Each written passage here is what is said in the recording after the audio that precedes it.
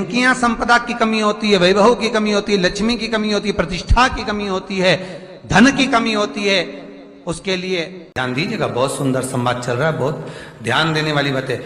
छोड़ मत देना, एक लोटा पानी बिल्कुल मत छोड़, जपे जा, लगे जा, करे जा। अगर तेरे घर में लक्ष्मी नहीं आ रही हो तो कमल गट्टे को पानी में डाल, शिव जी को चढ़ा कर। कमल का फूल बाजार में मिल रहा हो, जब तक कमल का पुष्प बाजार में मिले तब तक एक कमल का पुष्प। महाराज, कोई बच्चा एग्जाम में बैठ रहा है, सीए की पढ़ाई कर रहा है, कोई बहुत बड़े एग्जाम में बैठा, पास हो ही नहीं रहा, बहुत हार गया, बेलपत्री की माला चढ़ाई। पर बेलपत्र की जो माला है वो केवल प्रदोष पर चढ़ती है, श्री हनुमान जी महाराज। आप बेलपत्र की माला चढ़ाओ, 108 बेलपत्र आप श्री शिवाय नमस्तुभ्यम मंत्र का जाप कर कर, डांट लगाकर भगवान श्री हनुमान जी महाराज के सामने पहुंचकर माला को सीधी रखकर, जो व्यक्ति एग्जाम में बैठ रहा है, नौकरी के लिए, अन्य पढ़ाई के लिए, अगर कंपटीशन एग्जाम में भी बैठ रहा है, तो माला को हनुमान जी महाराज, और हनुमान जी कौन से होना चाहिए? पूर्वमुखी।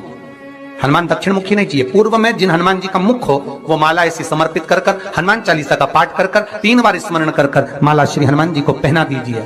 ऐसा कोई एग्जाम नहीं जिसमें से आप निकल ना पाए महाराज, पर करना आपको पड़ेगा। और प्रयास जहां तक हो सके प्रदोष काल में अगर चढ़ाएंगे तो ज्यादा फलदायी रहेगा, प्रदोष काल में।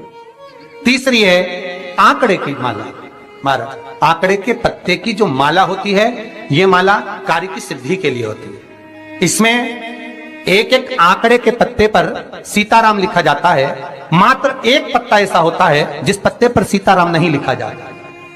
108 पत्ते में से एक पत्ता, बस उस पत्ते को हथेली में रखकर उल्टा हाथ आपको रखना है और अपनी कामना कर कर उस पत्ते को बांध देना है। ये जरूरी नहीं है कि 25 के बाद बांधो, 50 के बाद बांधो या 100 के बाद बांधो, आपकी मर्जी पड़े, उस खाली पत्ते को कहीं पर भी बांध दीजिए और उस माला को अपनी कामना कर कर श्री हनुमान जी महाराज को समर्पित कर दीजिए महाराज। इसके लिए कोई तिथि, कोई दिन, कोई वार निश्चित नहीं है। बस ये माला जब हनुमान जी को चढ़ जाए तब एक घी का और एक तेल का दिया हनुमान जी के सम्मुख में लंबी बाती का लगा देना है महाराज, एक घी का एक तेल, और अपनी कामना कर कर आप आ जाइए। आपकी वो कामना 2.5 महीना या 3 महीना, इससे ज्यादा नहीं जाएगा, वो कामना बाबा पूरी करेगा, क्योंकि शिव और हनुमान ये सब एक ही स्वरूप है।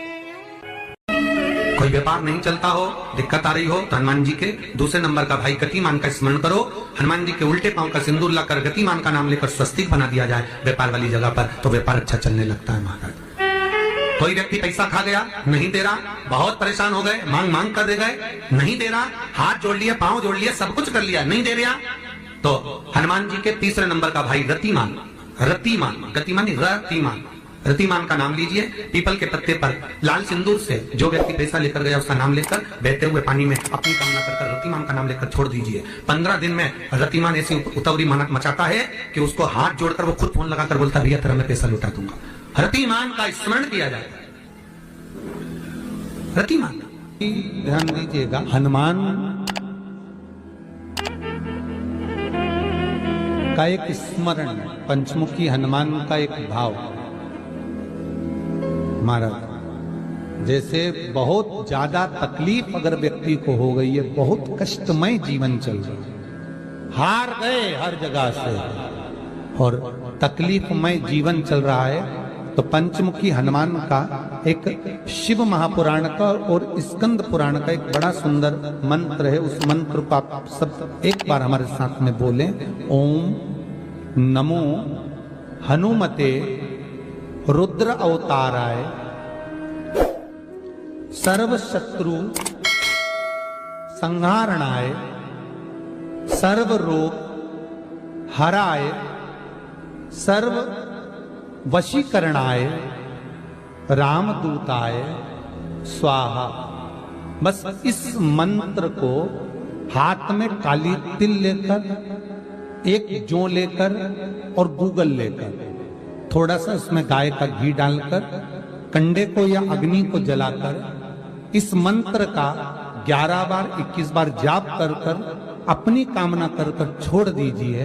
कैसा भी रोग हो, बीमारी हो, कष्ट हो, दुख हो, तकलीफ हो, 21 दिन के अंदर वो आनंद आना प्रारंभ कर देता है।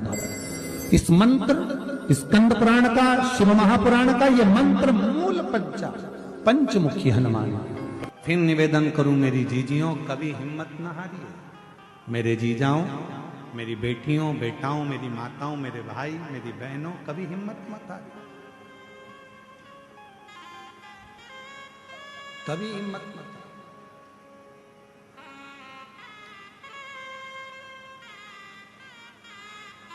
खुद पर विश्वास रखो और देवाधिदेव महादेव पर विश्वास रखो। कितना समझाया भगवान देवाधिदेव महादेव ने माता सती को, सती तुम मत जाओ तुम्हारे पिता के घर में। सती मां मानी नहीं, वहां कुछ प्राप्त होने वाला नहीं है। सती तुम्हें अपने पिता के घर में कुछ नहीं मिलेगा। सती माता ने कहा कि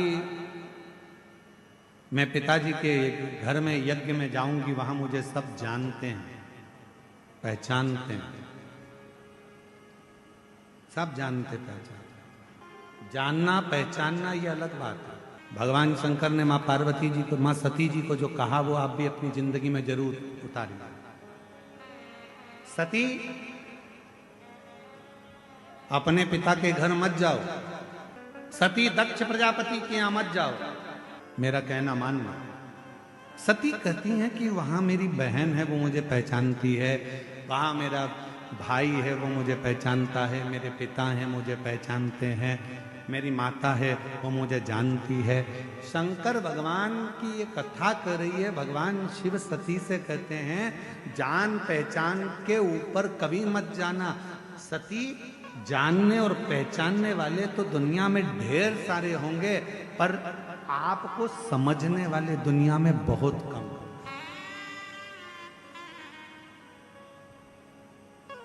आपको समझने वाले कम।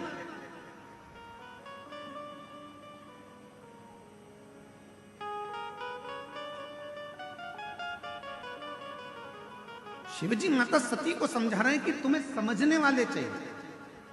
आज के जमाने में दुनिया के लोगों की बहुत पहचान होती है, बोल देते हैं तुरंत। अगर अभी अभी हम कहें यहाँ पर बाहर कोई अच्छा, कोई बहुत वीआईपी व्यक्ति बाहर खड़ा हो, वीआईपी व्यक्ति के घर की उनकी धर्मपत्नी बाहर खड़ी हो, सिर पे बढ़िया पल्लू वल्लू ले लुआ के और पर्स मर्स टांग के, अंदर जान दे रहा है कि नहीं जान दे रहा है? सिर पे पल्लू वल्लू लेके अंदर जान देगा कि नहीं जान देगा? नहीं जान देगा। इतनी देर में उसने लगाया फोन, अभी रुक जा मैं तेरी बात कर रही, टक टक टक टक कर फोन लगा के ले। तो उन्होंने तुरंत जैसे ही नाम सुना, नाम सुनते से कह दिया अच्छा आप उनके घर से हो? भाभी जी जाइए,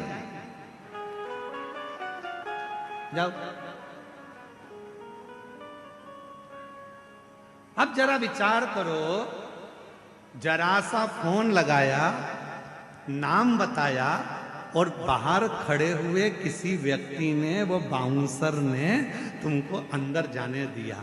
नाम का इतना फल है, जरा विचार करो, पहचान का इतना फल है। तो तुम्हारी पहचान उस ऑफिसर से थी, उसका नाम लेते से ही तुम अंदर आ गए। तो जरा विचार करिए, जैसे ही श्री शिवाय नमस्तुभ्यम कहोगे वैसे ही तुमको भी प्रवेश वैकुंठ में मिल जाए। वैकुंठ। फिर निवेदन करूं इस व्यासपीठ के माध्यम से कि उधार भी सोच कर दो और प्यार भी सोच कर दो।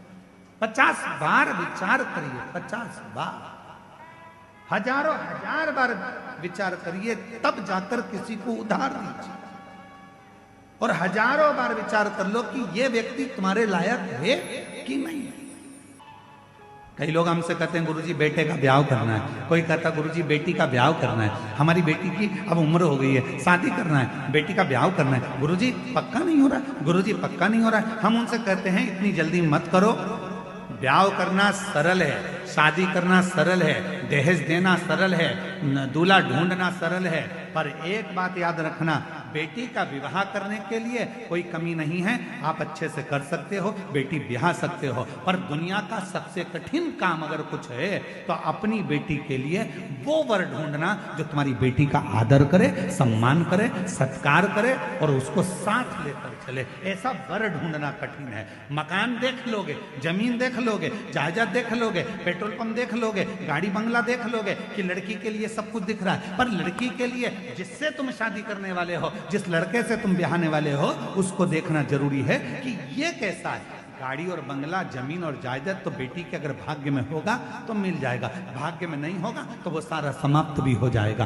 लड़का ठीक है कि नहीं, व्यवहार ठीक है कि नहीं, उसका स्वरूप अर्थात वो कहीं गलत संगत में तो नहीं पड़ा, व्यसन में तो नहीं पड़ा, मदिरापान में तो नहीं पड़ा, मांसाहार में तो नहीं पड़ा। मालूम पड़े दिन रात को 12, 1, 2 बजे तक आ रहा है और मालूम पड़े बेटी आंखों से आंसू बहा रही हो, तो वो गाड़ी, वो बंगला, वो पेट्रोल पंप, वो जायदाद, वो जमीन किस काम की, किस काम? स्वयं जगत जननी जगदम्बा अम्बा मां पार्वती जी नंदी के पास बैठकर शिव की चर्चा करती हैं। इसलिए निवेदन है, यदि कभी मौका लगे आपकी जिंदगी में, कभी जीवन में अगर ऐसा लगे कि बहुत दुख है, बहुत तकलीफ है, बहुत कष्ट है,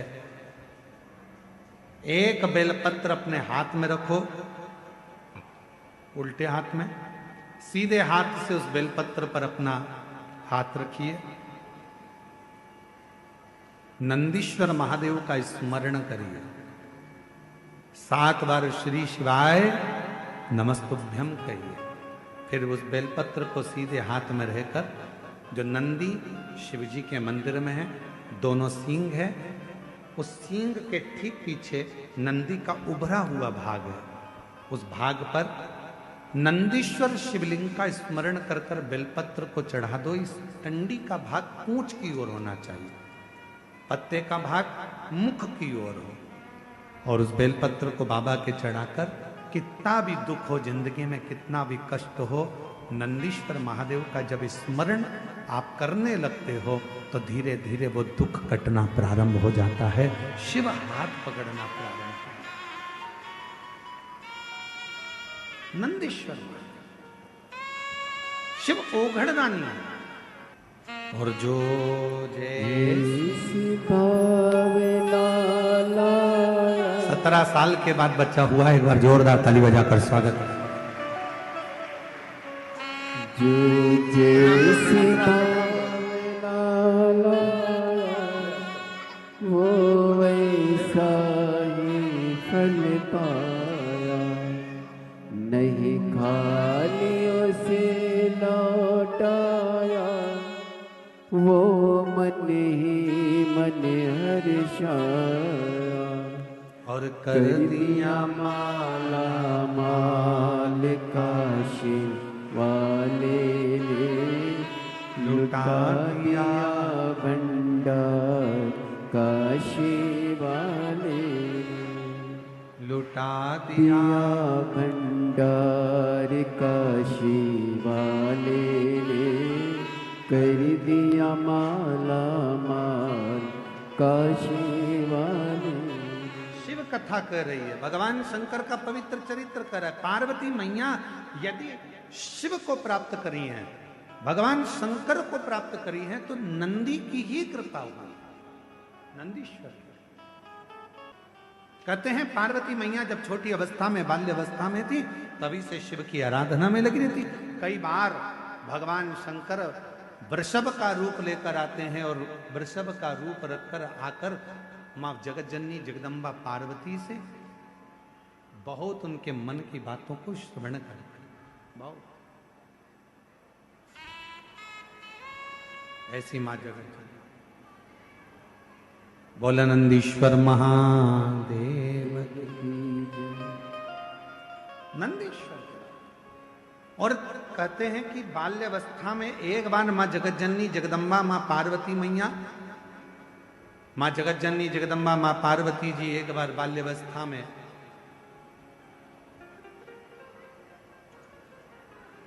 एक छोटे से वृषभ को देखकर, छोटे से नंदी को देखकर मां जगत जननी जगदम्बा अम्बा ने उनसे भी भगवान शंकर से मंगल विवाह की कामना करी, उनसे भी, और मंगल विवाह की कामना करी। महाराज आज वही शिव की आराधना का सुंदर फल आनंद मां जगत जननी को मिला।